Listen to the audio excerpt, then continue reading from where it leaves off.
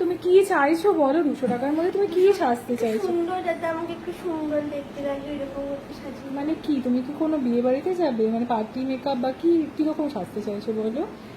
আমি এমনি সাজবো, আমার একটু সাজিয়ে দাও না খুব সুন্দর করে।